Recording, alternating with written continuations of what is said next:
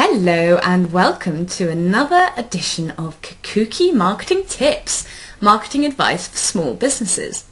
Last week I asked for one of you to volunteer your website so that I could do a case study of what your objectives are and who it is that you're trying to reach on your website.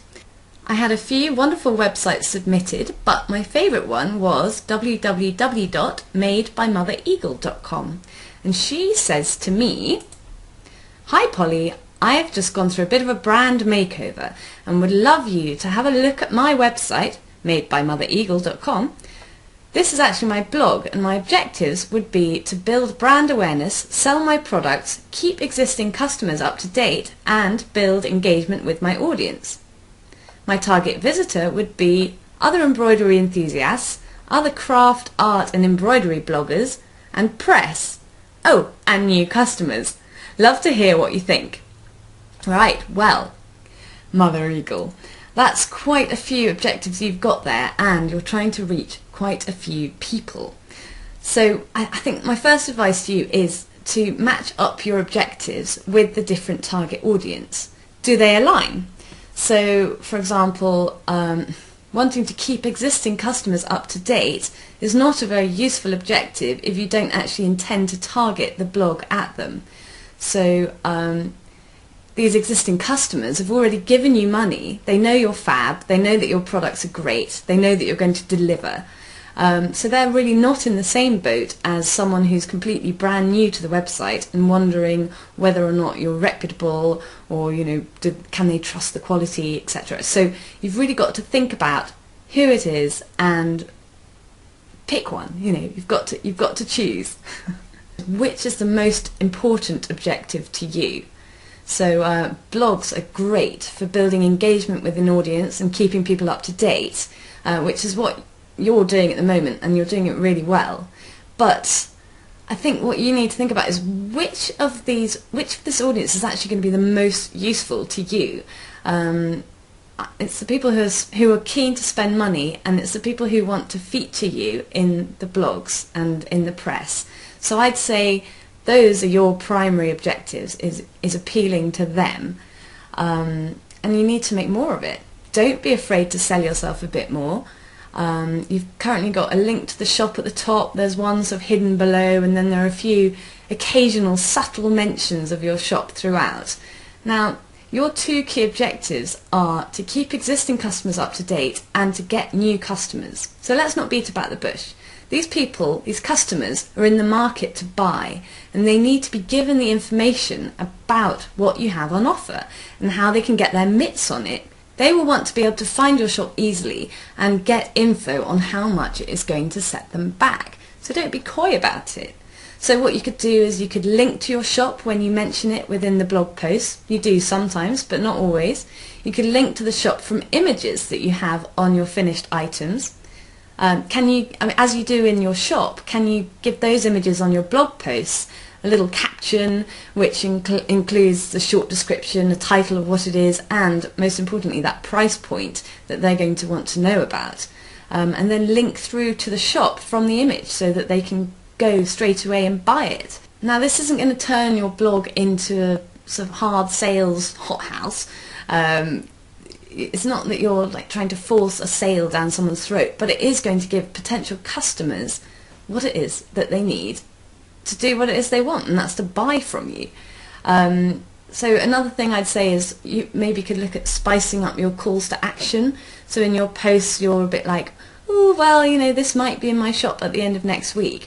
I would say be a little bit more urgent about it and say, these are a limited edition and they are going to be in my shop on this date. Get over there, reserve it now if possible. Send me an email quick. They're going to sell like hotcakes. So be a bit bold and be cheeky. You've obviously got a lot of character. Get that across in your posts, and don't be coy about this. If you're worried about being seen as a hard salesperson, then perhaps you could get a friend of yours to read through any salesy bits that you're worried about, and see what they say. If they think it doesn't sound like you anymore, then potentially you could tweak it. But I don't think you're going to have that as a problem. Now, how about getting featured in blogs and getting press coverage? Currently I don't see any hint on your site that you're up for that.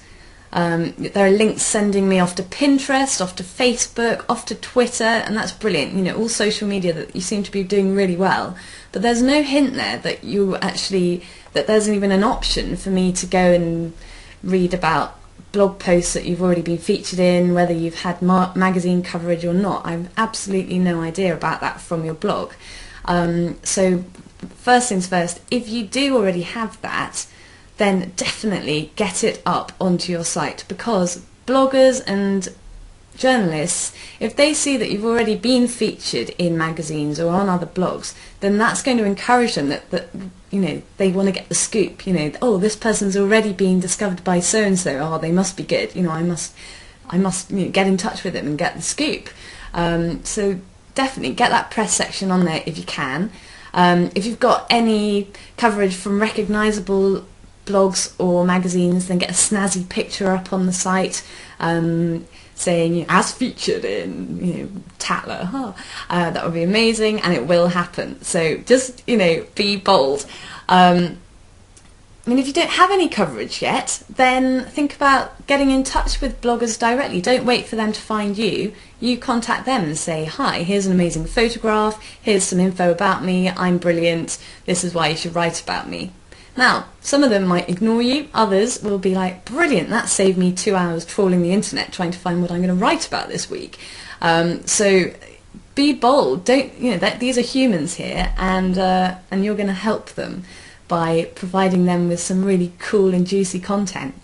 So that is something I think you could be doing to get your get some more coverage from press and bloggers.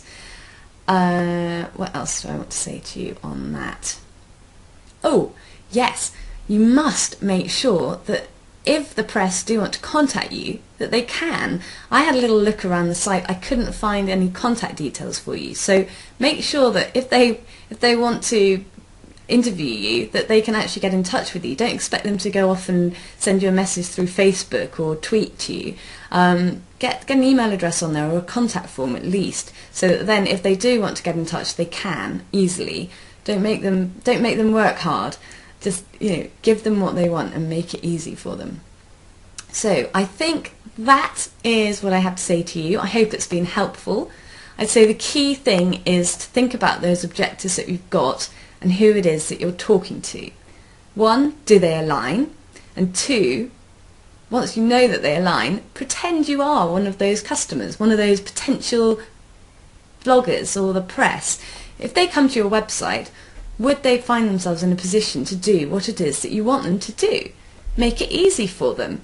Give them the info they need, be bold, and don't be afraid to sell yourself. And that's that for this week. I hope that this has been useful and something that you can translate to your own site. Tune in next week for some more Cukooky marketing tips.